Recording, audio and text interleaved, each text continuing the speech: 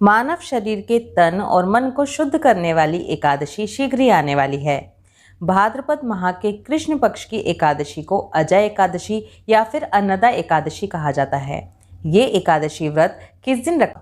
तो चलिए बिना देर किए शुरू करते हैं आज की इस बहुत ही इंफॉर्मेटिव वीडियो को।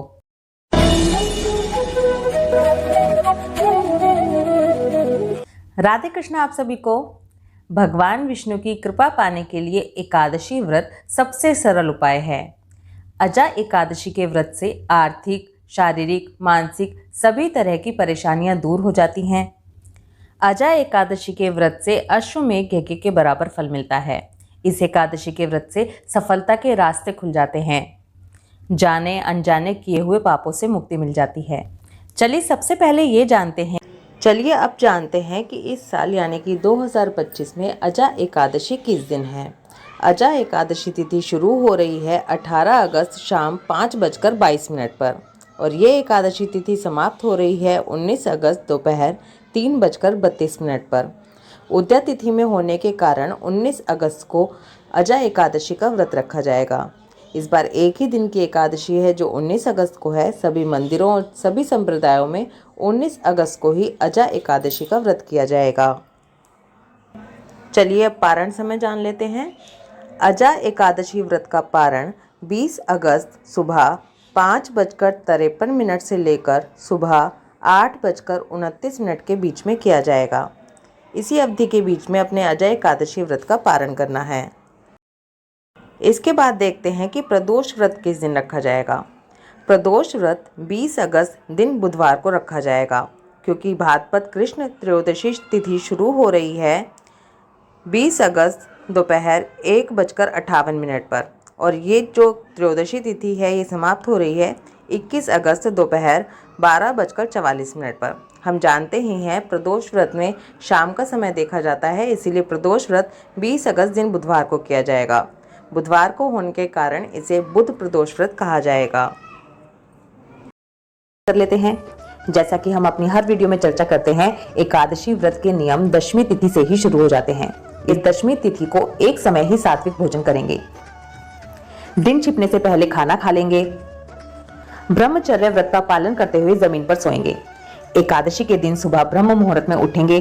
पानी में गंगा जल और तिल मिलाकर स्नान करेंगे। पूरे घर में गंगा जल के छींटे लगाएंगे और इसके बाद अपनी पूजा की तैयारी करेंगे। अपने मंदिर को साफ करें और इसके बाद पंचामृत से अपने सेवित शिव विग्रह को स्नान कराएं। भगवान को सुंदर पीले वस्त्र पहनाएं और चंदन लगाकर उनका बढ़िया सुंदर श्रृंगार करें।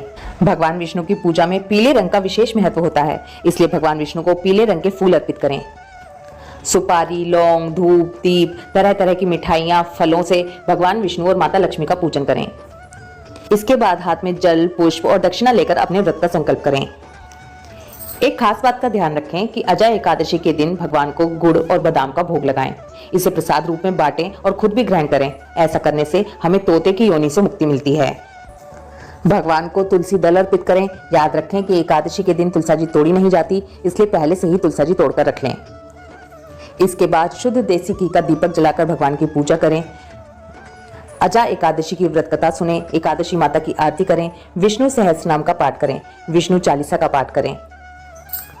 ओम नमो भगवते वासुदेवाय नमः। इस मंत्र का जितना हो सके उतना जाप करें और पूरा दिन मन में इसी मंत्र को रखते रहें। याद रखें एकादशी व्रत के दिन हमें ज्यादा साफ सफाई नहीं करनी चाहिए, गुस्सा नहीं करना चाहिए, झूठ नहीं बोलना चाहिए, किसी की चुगली नहीं करनी चाहिए, मिथ्या भाषण ना करें। जितना हो सके उतना चुप रहें। ऐसा करने से हमारे व्रत का फल कम हो जाता है। पूरा दिन व्रत करने के बाद शाम को फलाहार करें। भगवान विष्णु को रात्रि जागरण बहुत ही प्रिय है, इसलिए हो सके तो एकादशी के दिन रात्रि जागरण जरूर करें। अगले दिन यानी कि द्वादशी के दिन सुबह जल्दी उठें, स्नान करके शुद्ध साफ वस्त्र पहने, भगवान की पूजा करें, ब्राह्मण को खाना या सीधा दक्षिणा रखकर दें और उसके बाद अपने व्रत का पारण करें। एकादशी व्रत का पारण शुभ समय में करना बहुत ही जरूरी होता है, तभी हमें एकादशी व्रत का पूर्ण फल मिलता है। हमारे पास एक क्वेश्चन भी आता है कि पारण का समय अधिकतर सुबह जल्दी ही रहता है और इतनी सुबह जल्दी उठकर काम निपटाकर पारण करना पॉसिबल नहीं हो पाता। तो देखिए, मैंने पहले भी कहा है और फिर से कहूंगी कि कुछ पाने के लिए कुछ खोना तो पड़ता ही है। इसलिए जब आप एकादशी के दिन सुबह जल्दी उठते हैं तो द्वादशी के दिन भी थोड़ा जल्दी उठिए और सही समय से पारण कीजिए। अब आपको होप इस वीडियो में दी गई इन्फॉर्मेशन आपके लिए हेल्पफुल होगी। वीडियो अच्छी लगे तो वीडियो को लाइक कर दीजिए। ये जानकारी सभी लोगों तक पहुंचे, इसलिए वीडियो को जितना हो सके उतना शेयर कीजिए। इस वीडियो से रिलेटेड अगर कोई भी क्वेश्चन या सजेशन अगर आपके पास हो तो प्लीज कमेंट जरूर कीजिए। ओम नमो भगवते वासुदेवाय नमः। राधे कृष्णा।